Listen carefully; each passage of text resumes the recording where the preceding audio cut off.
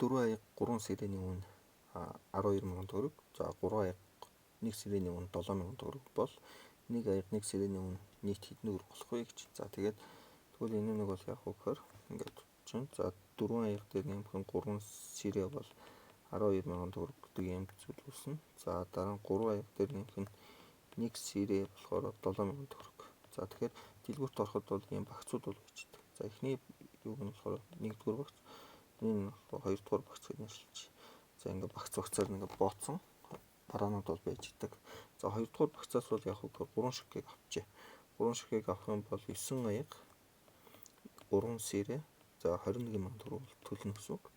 За эхний багцаас бол 1 ширхгийг авах юм бол 4 аяга 3 сирэ 12,000 төгрөгийг төлнө гэсэн. За тэгэхээр энэ хоёр авалтаас бол яг хөөхөр юугаар ялгаатай байна вэ гэхээр энд бол сирэний тоо яг ижилхэн байна. За хоёр дахь багц бол 5 аягаар бол илүү болчлоо.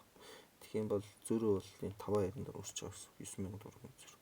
За тэгвэл эндээс бол тэнцүү 1,800 буюу 1 аяга бол 1,800 төгрөгийн үнэтэй. За тэгвэл одоо сэрэг болохын тулд 2-р багцыг ашиглаж чинь. За 3 аяга чинь 1 аяга 1,800 төгрөг гэхээр ингээд үржүүл чинь. Тэгээ 1 сирэ тэнцүү 7,000 төгрөг. За 3 аяганы үн бол 5,400 нэмэх нь 1 сирэ тэнцүү 7,000 төгрөг. Тэгвэл 1 сирэ тэнцүү 1,600 төгрөг болох нэ. За тэгээд 1 аяга 1 сирэний үн бол нийтдээ бол 3,400 төгрөг болох нэ.